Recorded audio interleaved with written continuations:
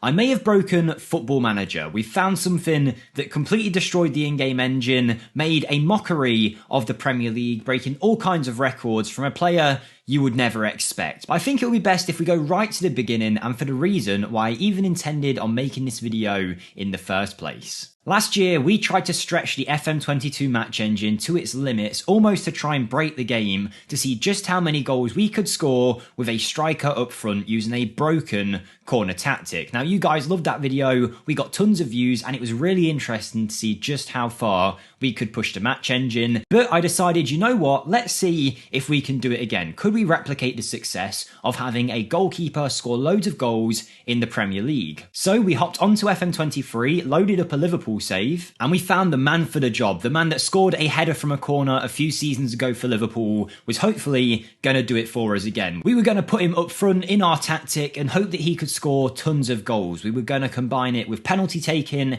and playing corners right onto his head. And I tried many times over many different simulations to try and get Alisson to put the ball in the back of the net, but it just wasn't working out. Here's an example of a save where it didn't work out. He scored 2 goals and I ended up resigning to using him back as a goalkeeper again. But the corner tactic we made was creating a lot of chances, it just didn't seem like Alisson was taking them. With the Alisson idea failing, I was ready to put this video behind me, give up on it, and I thought, let's just try something a little bit different. Maybe we couldn't win the golden boot with Alisson, but what if we could do it with someone who was also super unlikely? And that is when we stumbled across an absolute gem. And his name was Kyle Hudlin. Now, I wanted someone to abuse these corners, someone tall, who was good in the air, and whilst I could have taken Lewandowski or Benzema or someone out there with great heading, I thought, why not jazz it up a little bit? And we have found one of the tallest strikers in this year's game. He's 6'9", 20 jumping reach and 12 heading. I'd heard rumours of just how good he was, so I brought him over to our Liverpool side. To give Kyle a chance, I wanted to find a tactic that dominated in the match engine, and that is where Nap's HGF 4231 came into play. A tactic with a singular striker who's been asked to take more risks, dribble more and pass it shorter. Now, for a player of as limited quality as Kyle Hudlin, I didn't think this would work. There was nothing specific about our inside forwards playing in extra crosses, however our wing-backs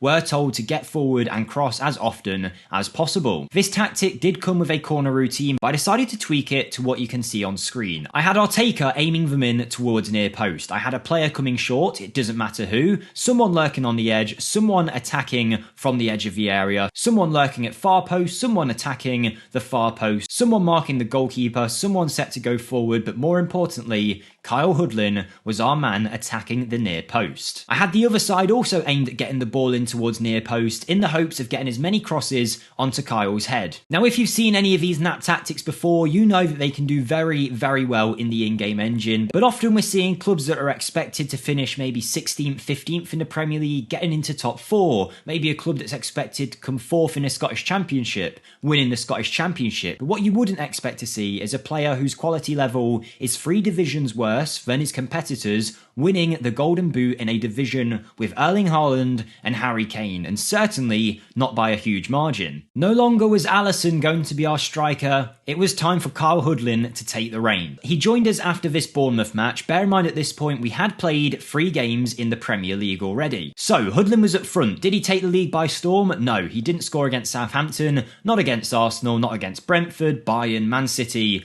or Inter, and I started to think all hope was lost. There was no hope that we were going to be able to make a video about exploiting the match engine with anything special. It just wasn't happening. And then it all started to click. On the 17th of September, Hudlin decided to score against Fulham, and that must have gave him the confidence to start scoring goals. Not straight away, mind you, because he didn't score in our next match, nor our next match, and then it took another game before he scored a goal from the penalty spot, so still nothing spectacular. The video did not seem like it was going to work. He went another few games without scoring, and then we played Newcastle. Kyle decided this was his chance to shine and scored 4 goals from that striking position in a 7-0 demolition.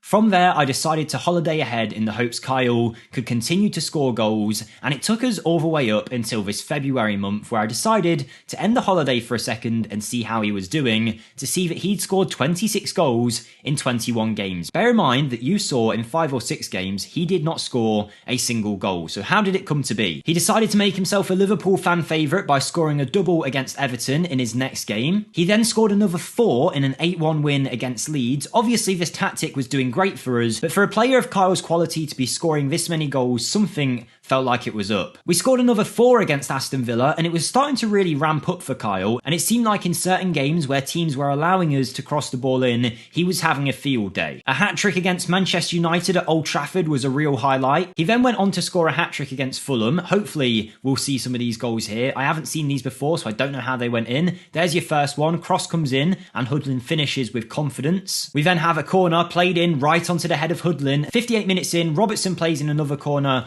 Hoodlin heads it in to complete the hat-trick. So that's 2 goals from corners, and it seemed like having a dominant aerial threat on that near post with the tactic we set up was giving us guaranteed goals for teams that couldn't defend it. With Kyle looking like he was ready to take the Premier League by storm, we decided to forward ahead until this date, the 1st of June. The season was complete, and then the question was, just how well had Kyle done? Had he stopped scoring? Was it just a fluke? Well, the answer was no. Before you see the results, bear in mind that Kyle, even at the end of the season, after everything he's done, is still only rated a leading championship player, and that is because he's been doing so well recently, but realistically, his attributes are certainly geared more towards a high-level League One player currently. Don't forget to like the video if you've enjoyed it up until this point, and subscribe for more content like this. I really had a lot of fun making this, and if you want to as well, check out my channel, linked in the description down below. But now, let's take a look at the final product from Kyle. How well did he do? I'd say pretty damn well. 43 goals in 35 appearances. Bear in mind he didn't score in a lot of those appearances. 7.67 average match rating with 11 player of the match awards. How could a player of this caliber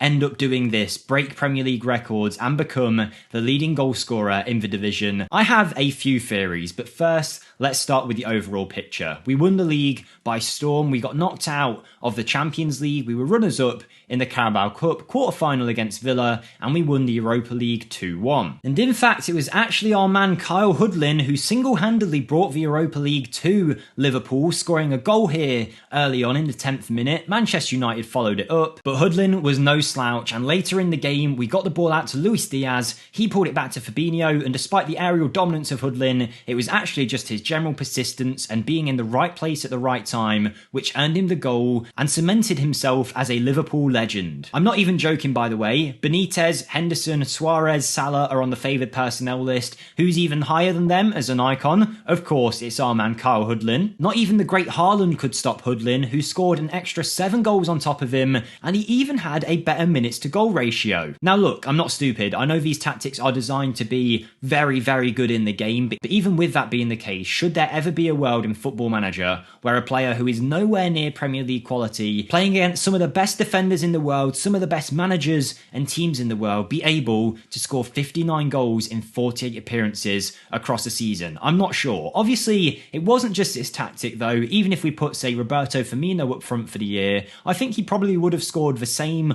or less goals. There's something more going on here with Hoodlin, definitely more than meets the eye. I say more than meets the eye like it's not obvious, but I mean, let's be real, he is huge, a physical beast that even the most technical players in the world probably can't even handle, and I'm sure that's had a massive effect. But then we get on to the corner tactic too, which I definitely suggest you try. If you have skipped to this part of the video, you can go back and check exactly how he made this corner tactic. Very easy to do. And we did score a pretty large amount of goals from corners, 17 in fact, which was 7 more than Tottenham and West Ham. But even saying so, this kind of run from Hoodlin was insane. So we know he's a physical beast. We've got a great tactic and a great corner tactic. I think morale probably played a huge part too. As we were winning more and Hoodlin was scoring more goals, there was more confidence in him. But again, I do feel like we've broken something in the game engine here, and it probably needs to be fixed, because let's be real, no matter what tactic you throw in, should a player with 99 current ability be able to come into the Premier League and destroy all kinds of Premier League records?